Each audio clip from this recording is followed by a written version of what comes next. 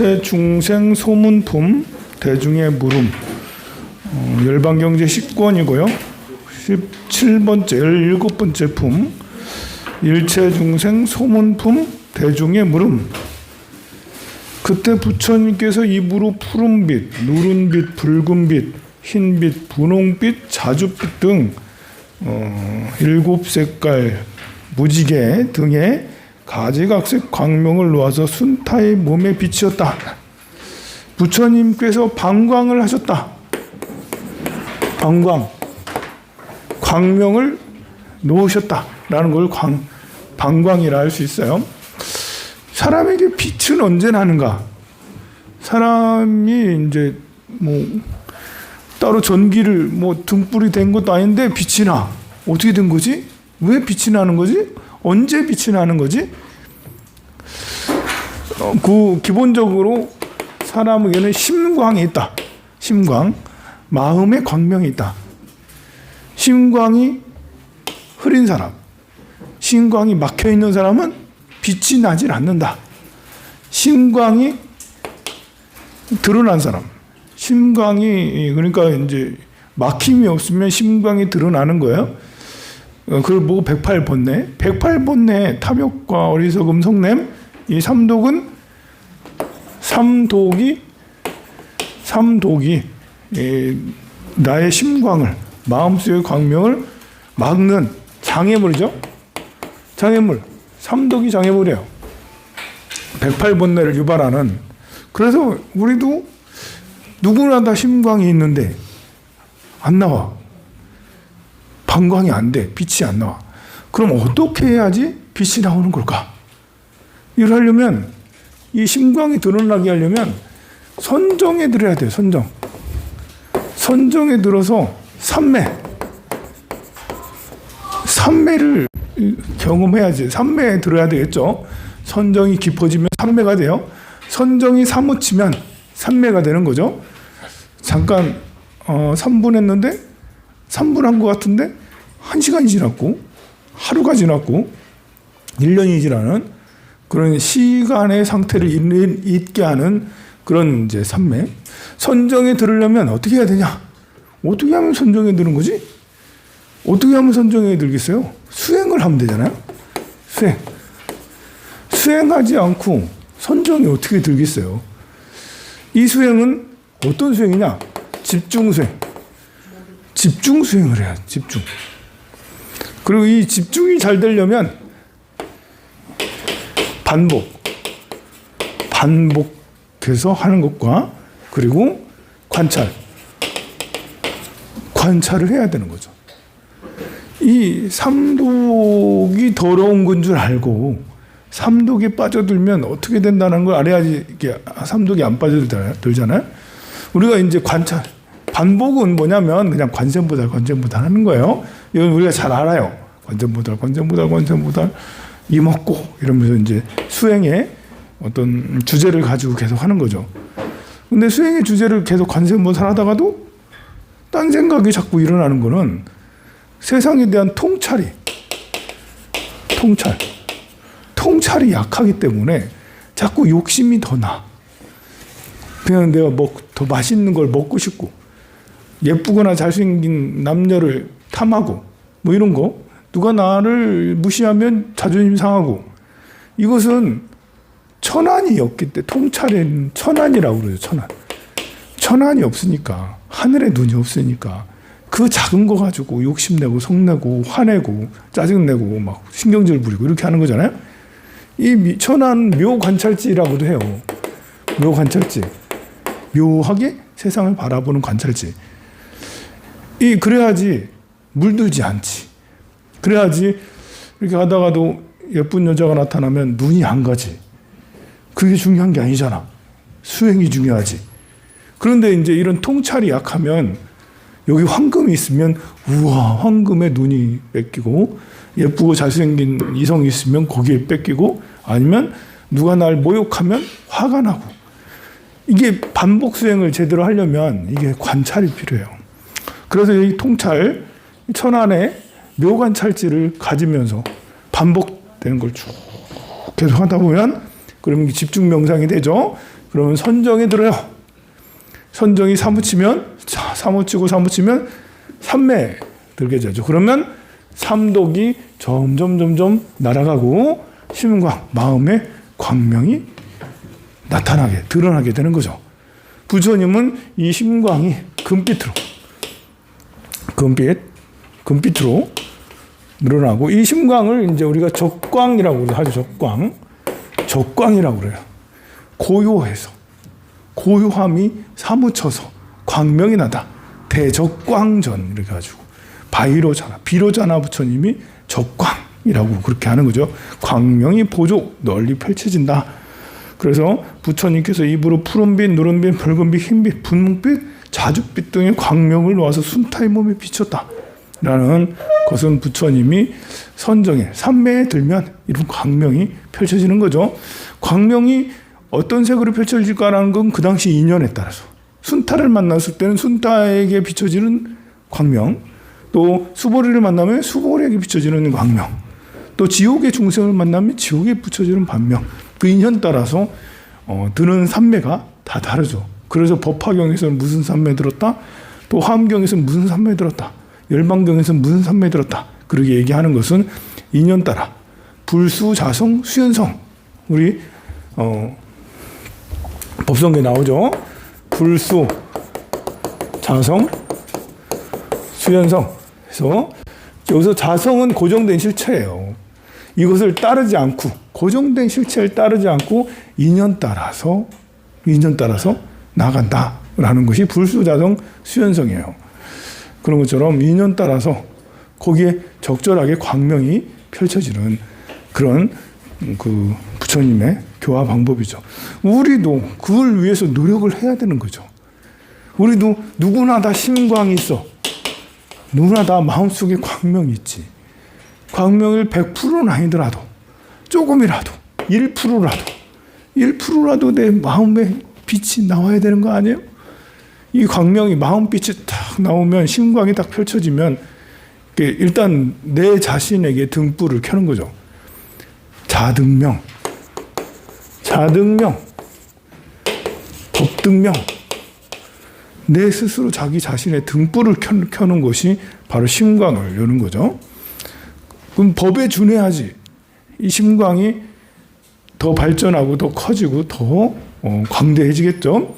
그러니 우리가 1%라도 내 광명을 더 펼치려고, 더 스스로 비추려고 노력을 해야 되는데, 그것이 이제 삼매애들은, 선정애들은 수행을 해 나가면서 이렇게 해야 되는 거죠. 그것이 왜 필요하냐? 일단은 스스로 이게 1% 하냐, 10% 하냐, 30% 하냐, 이거에 따라서 살아가는 방식이 달라요. 살아가는 방식이. 행복감이 다른 거예요. 행복감이. 그 얽매임이 다른 거죠. 점점 올라갈수록 자유, 해탈이죠. 벗어나지게 되는 거죠. 심지어는 윤회에서도 벗어나.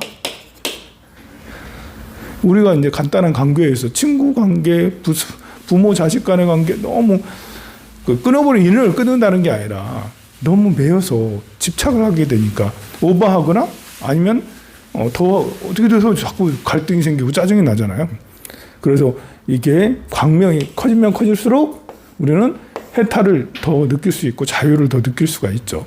그리고 이 자유는 맑은 자유, 맑고 향기로운 자유, 기분 좋은, 그리고 나만 맑고 향기로운 게 아니라 타인까지도 행복을 주는 이 내 마음의 심광을 결국은 이것이 죽음 이후에는 더 빛을 발하는, 우리가 죽음이라는 것은 완전히 리셋시키는 거잖아요. 죽음이란 건 진짜 무서워요. 그래가지고 우리가 100년을 살았든 10년을 살았든 죽으면 모든 게 다 가루가 돼. 그래서 다음에 다시 태어나면 다시 또 시작을 해야 돼. 물론 이제 죄업은 이제 죄나 이런 것들 업장이 돼서 후세에서 이어지겠지만, 그래도 일단은 다 가루가 돼서 새로운 걸 다시 시작해. 그런데 이제 심광을 열어갈수록 이것들도 죄라는 것도 또 이연이 돼서 다음 생에 연결이 되지만, 이렇게 심광이 열린 것도 이연이 돼서 다음 생에도 연이어서 가는 거죠. 죄라는 것은 지옥 가기를 축생을 다니면서 죄라는 것은 이 돌고 돌아요. 여기까지 올라갔다 이렇게 내려갔다가 다시 올라갔다 다시 내려갔다 이렇게 하는 건데, 심광이라는 것은 쭉 점차로 정진해 나가면서 점차로 해서 나중에 해탈을 하는 그런 경지에 이르는 거죠. 그리고 불교적 심광, 불교적 마음의 광명은 더더욱이나 이런 그래프를 가질 수가 있어요. 왜냐하면 불교에서는 원력을 같이 하라고 강하게 권하기 때문에. 그래서 심광이 펼쳐지면 펼쳐질수록 원력도 더 고강해지는 거죠. 원력이 없다. 그럼 심광이라는 이 마음속의 이 광명도 쪼그라들어요. 원력이 크다. 마음속의 광명도 커진다. 원력은 다음 생으로 이연이 되죠. 다음 생까지 쭉 넘어가고 그래서 이렇게 결국은 해탈을 하게 하는 그런 거죠. 여러분들의 마음의 등불을 밝혀야 되는 거예요. 여러분들은 광명을 다 가지고 있어요. 빛을 다 가지고 있어요. 그래서 부처님이 빛을 내시는 걸 보고, 야, 나도 이렇게 해야 되나? 이렇게 하면서 이제 봐야 되겠죠. 그래서 순타가 광명을 받고 권속과 여러 가지 음식을 가지고 부처님 계신데 빨리 나아가 열애와 비구들에게 마지막 공양을 올리려 하여 가지가지 그릇에 가득하게 담아가지고 부처님 계신데 이르렀다. 그때 대위덕 천인이 앞을 막고 두루 돌면서 순타에게 아직 멈추고 받아서 올리지 말라. 아직 때가 아닌가? 천인들이 가로막았어요. 부처님한테 마지막 공양을 올리려니까 아직 때가 안 됐다. 아직 하지 말아라. 그랬더니 이때 열애께서 다시 한량 없고 거지없는 가지가지 광명을 다시 놓으셨어요. 부처님도 이제 당신 마음대로 안 되는 거야, 이게. 뭐든지 부처님 마음대로 어떻게 되겠습니까? 왜냐하면 다자관계가 있잖아. 다자관계. 부처님 홀로 존귀해. 홀로 존귀하지만 혼자 있을 때는 존귀하죠. 그런데 나도 있고 너도 있고 우리 중생들이 그득한데 뭐 중생들이 말을 안 들을 때도 있잖아요. 그러니까 천인들은 그래 호위무사처럼 부처님 옆에서 옹호하는데 순타고 와서 공양을 올리려고 하는데 막잖아요. 부처님은 막고 싶은 생각 하나도 없는데 아래 것들이 알아서 부처님 아직 준비가 안 됐어? 가만히 있어? 라고 눈치 탁 주고 천인들이 그러고 있잖아요, 지금. 그래서 이 아무리 그 어떤 세계라 하더라도 이렇게 중생들 이렇게 번뇌가 많은 사람들하고 있다 보면 이렇게 권력이 있게 되고 서열이 있게 되고 그러면서 오해를 서로 낳게 돼요. 그래서 오해를 낳으면서 이렇게 내가 오해를 하거나 오해를 받거나 또 내가 막 지적했을 때 나도 그런 상황이 되거나 뭐 이런 일들이 비일비재하고 그러는데 이런 곳에서 내가 그런 오해를 받거나 오해를 하거나 특히 오해를 받았을 때 너무 괴로워할 필요 없어요. 누구나 다 오해를 받고 누구나 다 어떤 실수를 하기 마련이거든요. 실수했다고 너무 꾸짖을 필요 없어요, 여러분. 너무 실수를 누구나 다 할 수 있는데 나도 결국은 실수하게 되는데 그래서 여기서도 보면 천인들도 부처님 마음을 알지 못해. 그래서 순타가 공양을 오는데 하지 말아라 라고 그런 눈치를 주고 있잖아요. 부처님이 한 번 더 행동을 하십니다. 광명을 다시 놓으시죠. 그러니 하늘 대중들이 이 광명을 보고는 순타가 앞으로 가서 부처님께 공양을 올리도록 허락했습니다.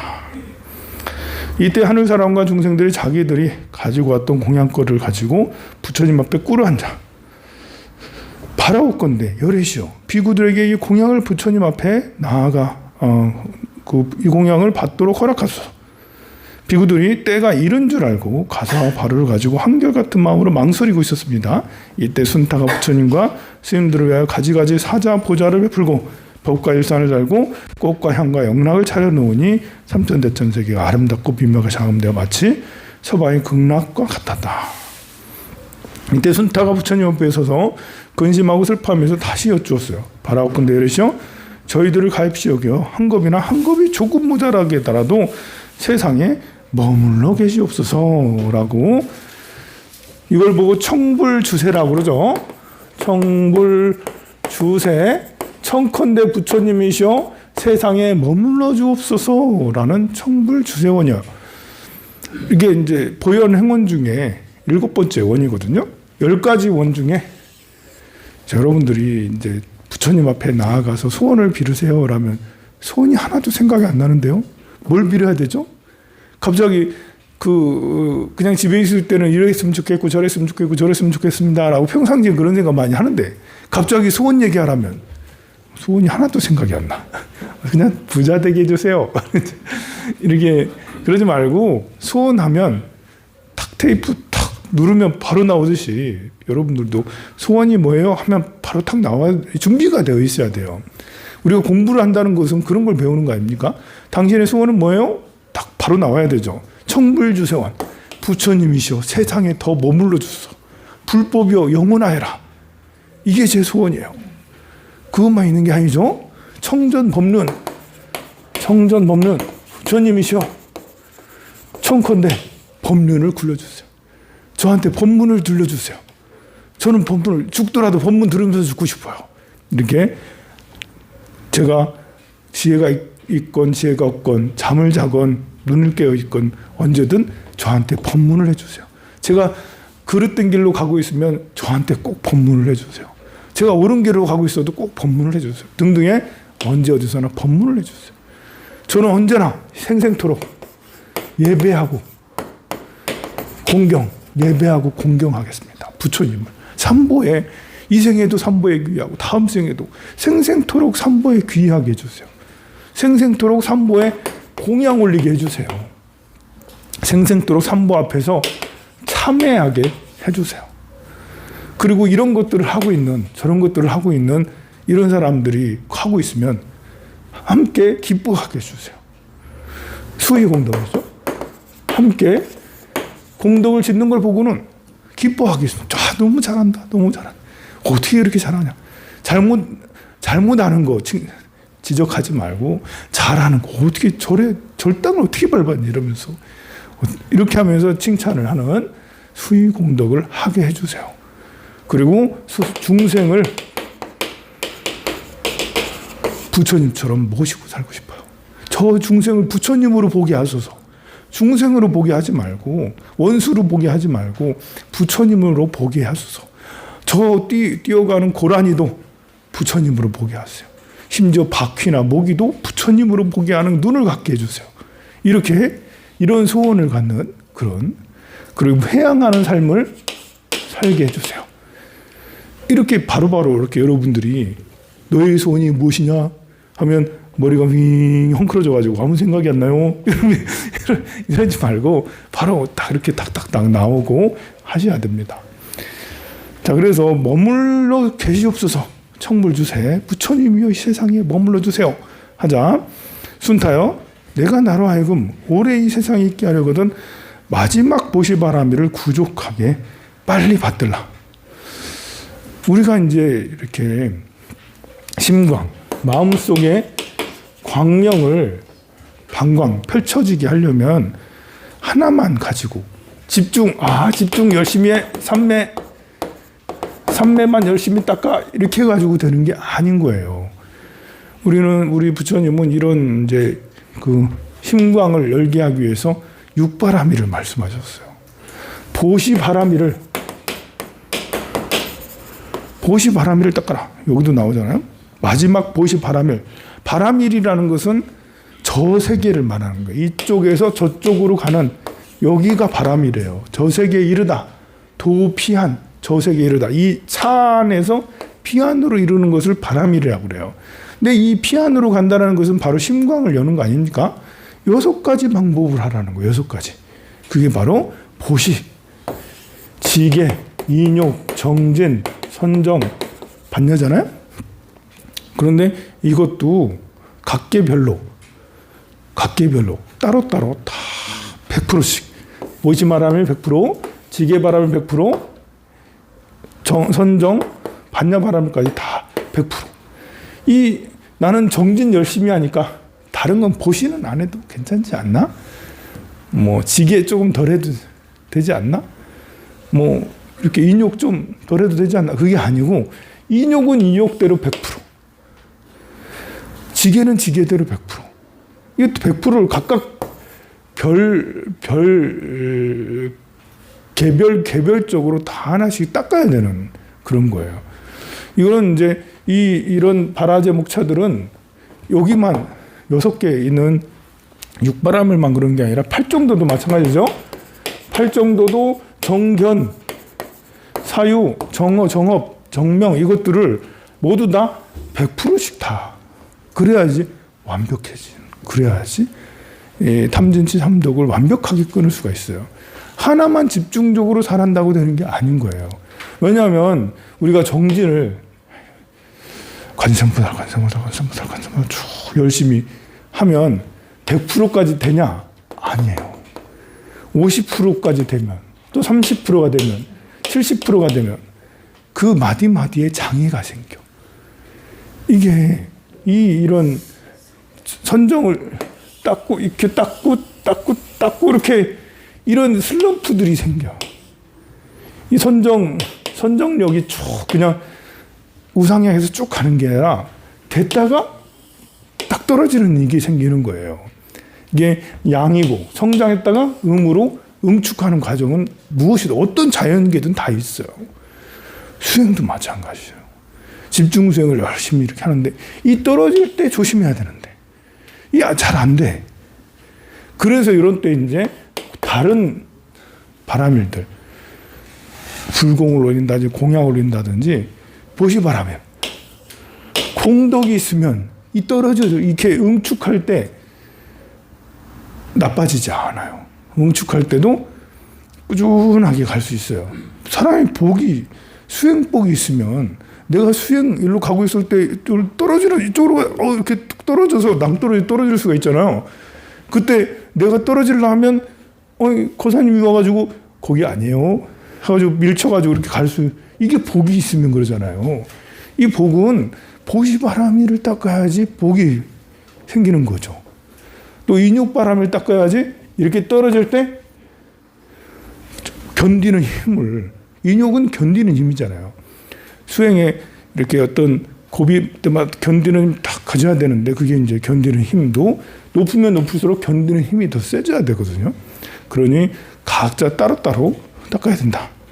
그러니까 우리는 절에 다니면서 이렇게 경전반에서 이런 강의도 들으면서 천안, 이제 하늘의 눈을, 요 관찰지를 얻기 위해서 노력을 하는 거고, 또 뭐 이렇게 봉사 같은 걸 하면서 불공을 올리면서 이렇게 하고, 또 정진을 나 나름대로 정진하는 것을 가지고 있어야 되겠죠.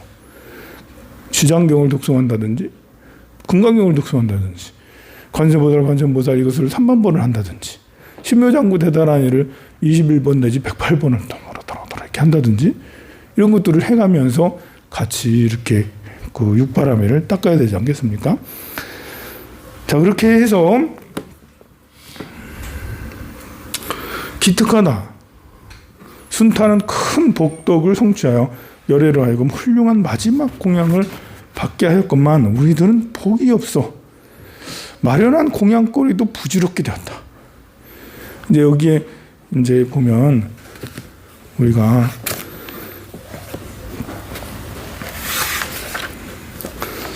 이 페이지로 볼까요? 이 페이지.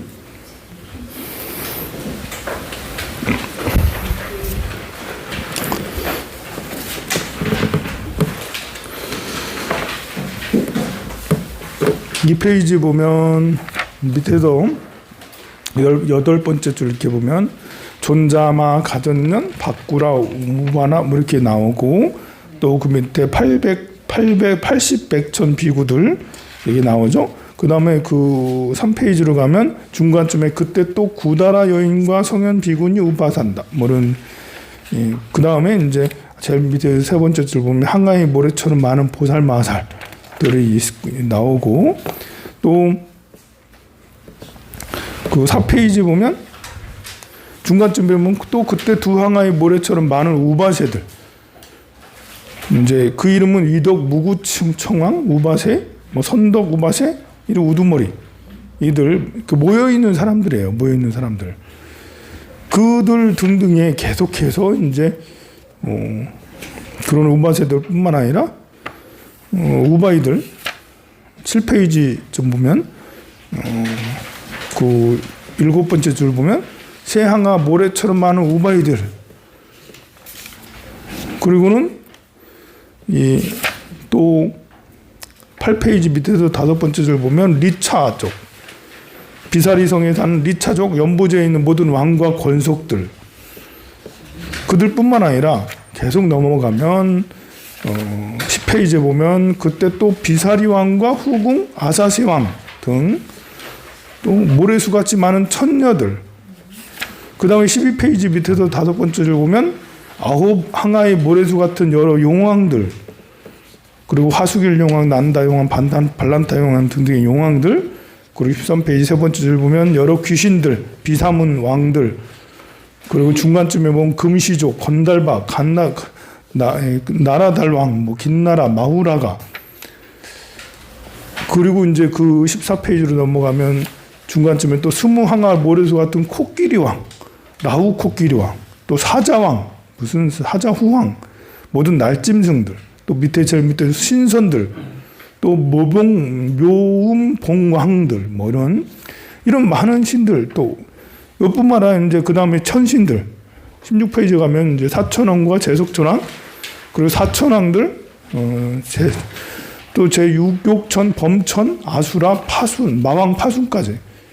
대자재천까지 이런 모든 존재들이 지금 공양거리를 나도 마지막 공양을 할 거예요라고 온 거예요. 등장인물들이 지금 이 열거를 하는 이분들이 모두 다 나도 마지막 공양을 올릴 거예요 라고 서로 경쟁적으로 왔는데 누가 픽됐다? 순타가 순타 대장장이 춘다가 어쩐 일로 그래 네가 마지막 공양을 올려 이렇게 된 거예요. 마지막 공양도 경쟁이 치열했는데 치열한 경쟁사 사이에 순타가 그 1권에 이렇게 순타 얘기 나옵니다만 10권에 와가지고 그동안 순타가 조용했었어요. 순타가 조용하다가 다시 이제 10권에 여기에서 순타가 나옵니다. 그래서 우리들이 복이 없어 마련한 공양거리도 부질없게 되었다. 자기 천궁도 들고 오고 자기가 귀중한 거 다 갖고 왔는데 다 부질없게 됐다. 이때 부처님께서 모든 대중의 소망을 만족하게 하려고 당신의 몸에 있는 털구멍마다 한량없는 비구들을 거느렸으며 이 부처님들과 모든 대중들이 다 같이 공양을 받는데 석가열에는 순타가 올린 공양을 받으시니 순타가 가지고 온 여러 음식이 마가다국의 말로 8휘나 되는 것을 휘는 이제 그 수량을 세는 단위예요. 한 말, 두 말 이런 것처럼 한 대, 두 대 하는 것처럼 부처님의 신통으로 모든 대중들이 만족하게 먹었다.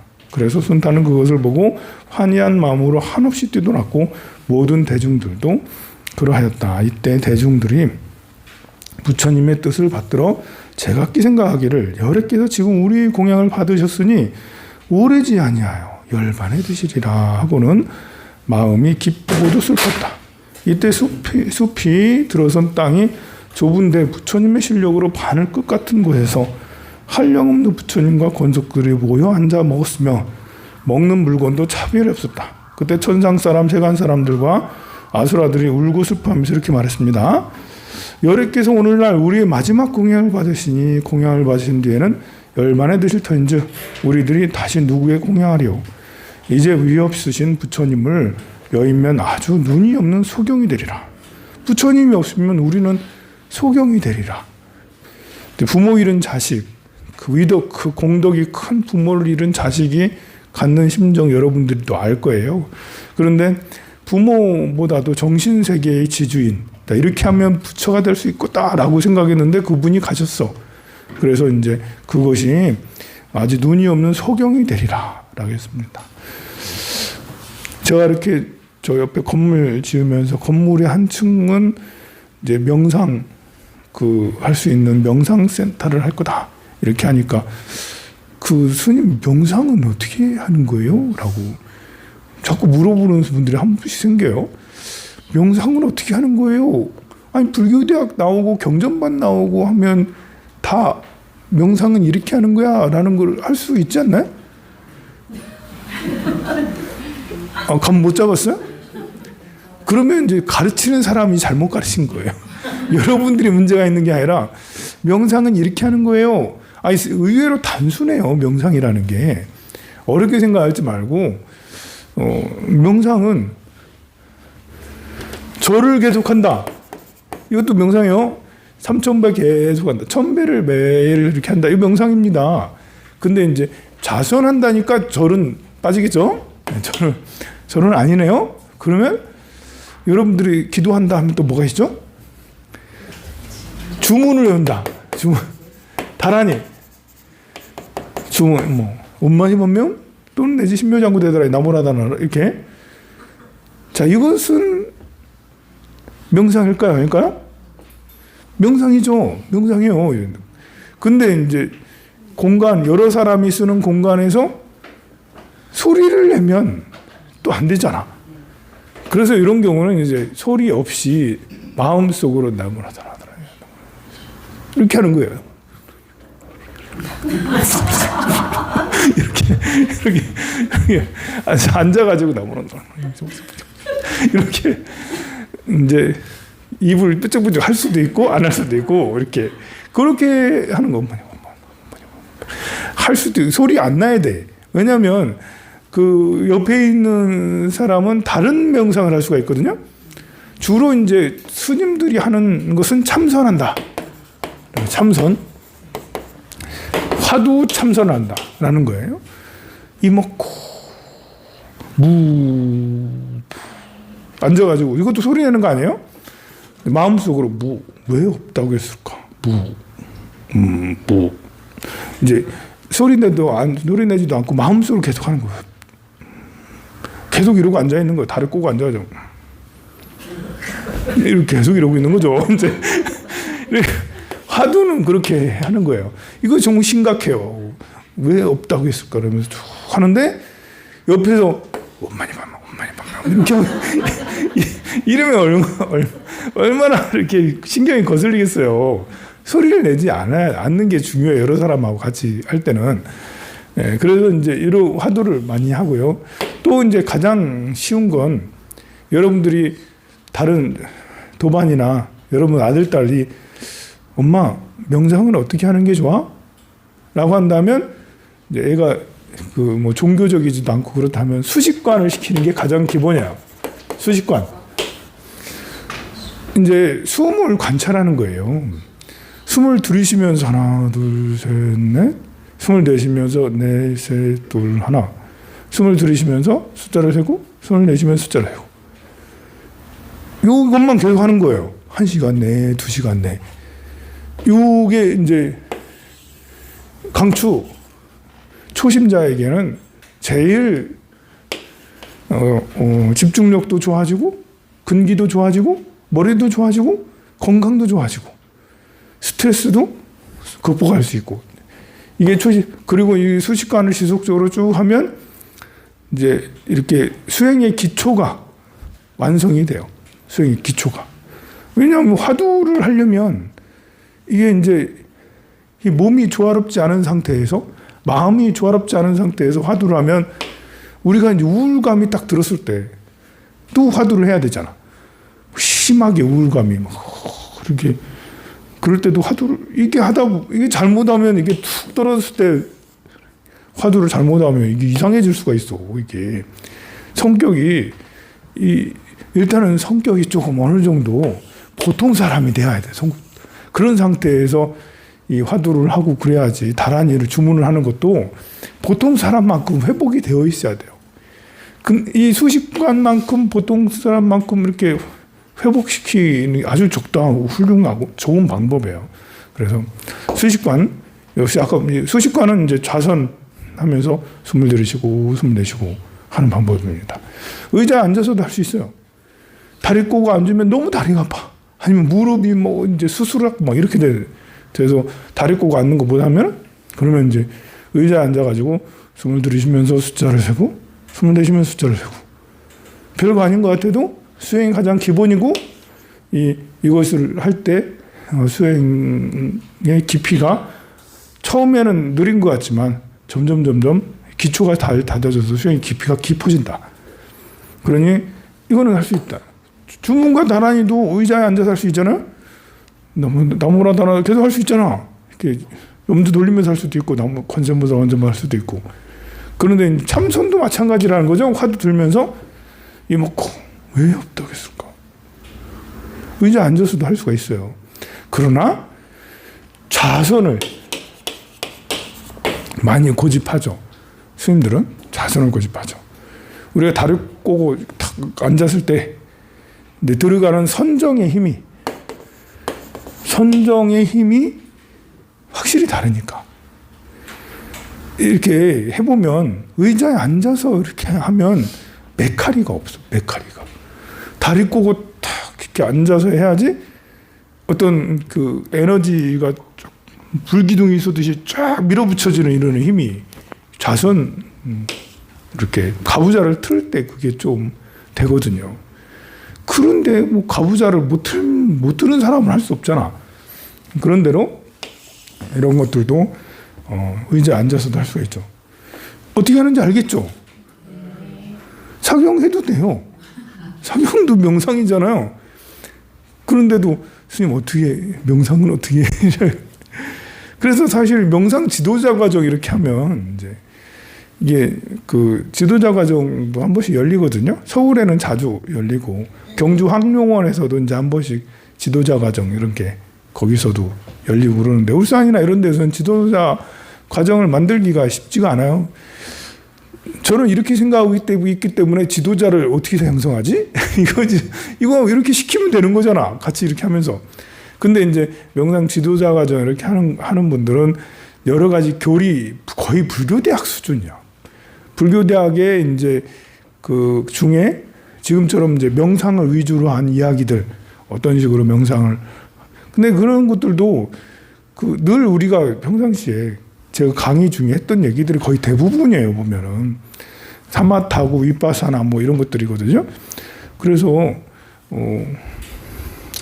여기에서도 황룡사에서도 명상 지도자 과정 이런 걸 하면 할 수 있는데 강의가 비싸 그게요. 서울에서 내려와서 와서 강의하고 그러기 때문에 강의가 비싸요. 저기 그 울대 이제 명상 과정 이번인가요? 다음에 열리고 그렇게 한다 하더라고요. 어떤 노보살님이 나이가 70이 넘으셨나? 이렇게 노보살님이 일찍부터 선방에 다녔어. 뭐 원당함 선방에, 뭐 해운정사 선방에 다니다가 한 20년 전부터 학문을 하겠다라고요. 그래서 이제 동대에 다니면서 이제 선학과 이런 데 다니면서 공부를 계속 하다가 이제 박사 과정까지 간 거야. 그 나이 70에 박사 과정을 하셔가지고는 그래서 그 울대에 이제 과목을 하나 따셨어. 명상 과정 이렇게 해가지고 명상 과정 맞지? 그래가지고 이제 보살님이 그렇게까지 하셔가지고 과정을 열었는데 수강생이 있을라나 모르겠네. 이제 하여간 그렇게 울산 그 울대에서도 과정이 있으니까 그렇게 하면 되고요. 명상은 의외로 방법은 쉬워요. 그렇지만 우리가 이제 방법은 쉽지만 이 번뇌를 조절하는 게 쉬운 게 아니니까 이렇게 지속적으로 강의를 듣고 또 지속적으로 꾸준하게 하기가 어려워요. 여러분들 집에 앉아서 자선을 하루에 30분 이상씩 1시간씩 쭉 계속 매일같이 이게 쉽지가 않잖아요. 그래서 이제 이런 센터 같은 것들을 열어가지고 그렇게 하자고 그렇게 얘기를 하는 거죠. 어쨌든 공간을 만들어서 공간이 크지도 않아요. 20평도 안 돼요. 한 15평밖에 되지 않으니까 한 10명 앉으면 꽉 차겠죠. 근데 10명도 잘 안 하니까 늘 10명이라도 이렇게 좌선하고 하면 좋겠네요. 열애께서 제일 밑에 줄 217페이지 내 그 개성 있는 너희들은 슬프게 탄식하지 말아라.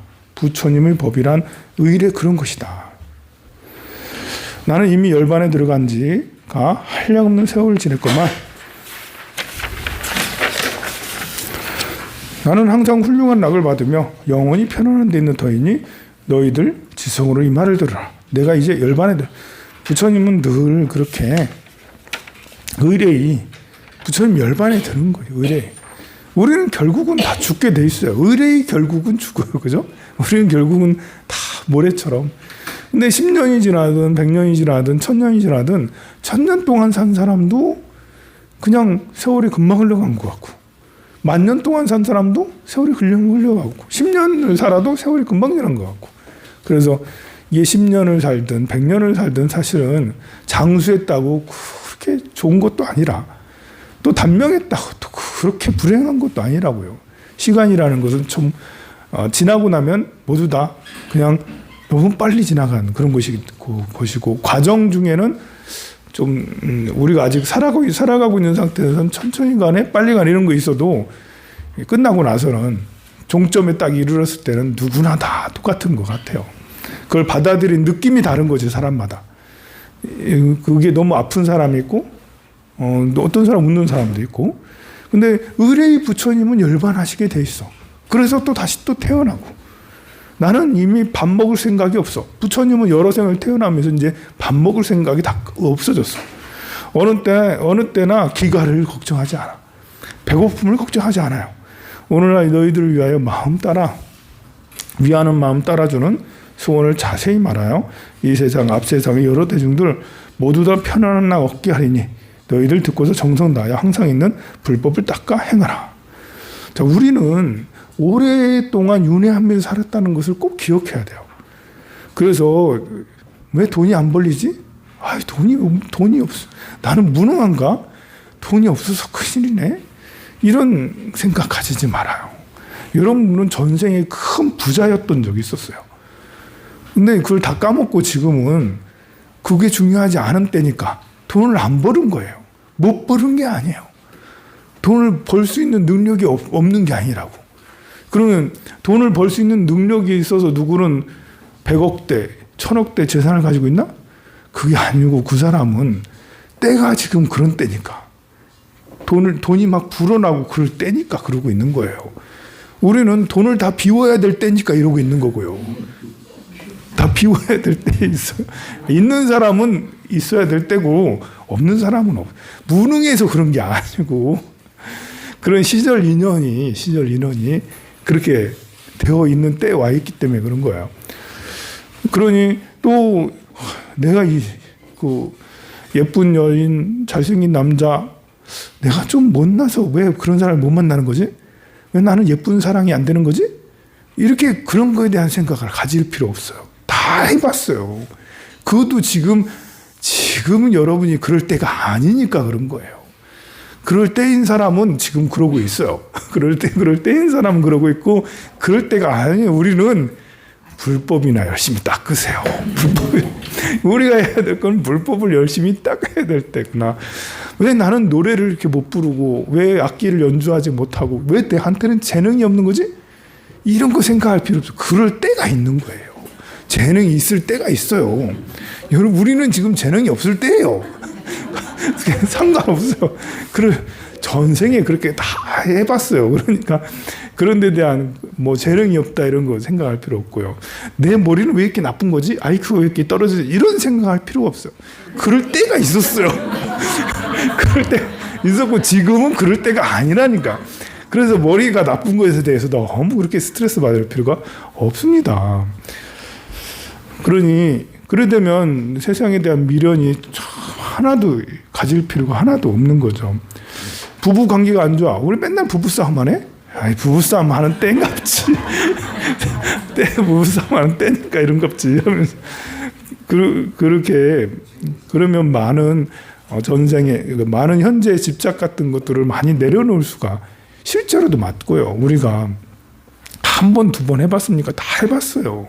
다 해본 거 다시 리바이벌 하는데 기분 나쁘게 짜증나게 또 하는 거지. 다시 살아나가지고 또 하는 거잖아 지금. 다시 살아나가지고 또 하고 기분 나쁘게. 뭐야 도대체. 왜 그런 걸 만들어가지고 다시 또 살아나 또 하게 만드냐고. 그런 것에 분노하는 마음을 갖는 게 낫겠죠. 왜 우리가 또 한 거 또 하고 또 하고 이러는 거지? 라면서 부처님께서 이렇게 말씀하셨잖아요. 불법이란 게 의뢰이 그런 거라고. 이 은혜라는 게 의뢰이 그래. 그래서 까마귀 올빼미 2마리 새가 한 나무에 의좋게 깃들며 살다. 이 까마귀하고 올빼미가 이제 같이 한 나무에 있기가 어렵거든요. 근데 여기서는 깃들면 잘 살아. 형제처럼 정답게 지내다가도 필경에는 영원히 열반해. 필경에는 이별을 하게 돼 있어요. 우리 목숨도 필경에는 다 그래요. 연애는 그렇지만 연애는 모든 중생 구워보기를 외아들 라울라처럼 여기요 중생들의 어버이 항상 되기를 어찌하여 되거니 어찌하여 열반하겠느냐. 부처님 열반한 게 아니다. 또 뱀과 쥐와 이리들 여러 짐승들이 한 구멍 의족해 깃들며 살며 이렇게 화목하게 살아도 성제처럼 서로 사랑해도 필경에는 영원히 열반하게 돼요. 여러분들 우리가 너무너무 행복하게 지금 죽을 때까지 계속 이렇게 잘 살 수 있잖아. 불법 공부하면서. 근데 죽으면 다 까먹어요. 다음 생에 만나면 우리가 전생에 뭘 했는지 아무 생각이 안 나요. 이게 참 무상하잖아요. 왜 그렇게 우리가 그런 식으로 살아가야 되는 거죠? 이 중생이라서 깨달음을 얻으면 그런 게 없어질 텐데 부처님은 열반에 드셨다가 다시 또 태어나서 또 우리를 가엾이 여기면서 아이고 이놈들 다시 맹꽁이가 돼서 다시 태어났네 이러면서 이놈들 다시 한번 교육시켜야지 또 다시 태어나 아이고 이놈들 다시 또 아이고 끝없이 계속 태어나서 저러고 있네 이러면서 계속 부처님은 우리를 희망을 놓지 않고 계속해서 가르치고 계시잖아요. 열애는 모든 중생 굽어보기 이렇게 하고 칠렵나무 구린내 꽃이 변하여 바리사 향기로운 꽃이 되거나 가르나무 변하여 진두레어도 필경에는 영원히 열반하죠. 그렇지만 부처님은 중생 굽어보기를 외아들처럼 한다. 그리고 만일에 어리석은 일천재가 현신으로 부처님도를 이루어 영원히 즐거움이 있다 하여도 필경에는 열반에 들죠. 여러분들이 돈이 많아서 너무너무 행복해 하면 뭐예요? 결국은 죽는 것을. 여러분들이 너무너무 괴로워. 아들, 딸 때문에 괴로워. 남편 때문에 괴로워. 부인 때문에 괴로워. 돈 없어서 괴로워. 그러면 뭐예요? 그것도 곧 있으면 열반하게 돼 있어요. 그거 다 끝나게 돼 있어요. 너무 그렇게 괴로워할 필요. 언젠가는 다 끝나는 것들입니다.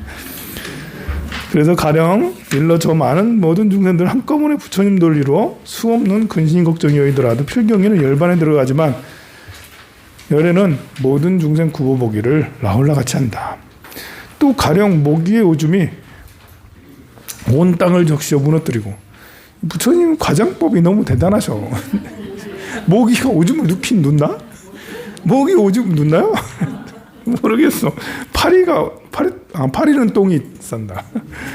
근데 하여간에 모기가 오줌을 그게 온 땅을 다 적신데 모기 오줌으로 세상에 너무해도 비유가 아주 문학적이십니다. 아주 훌륭하세요.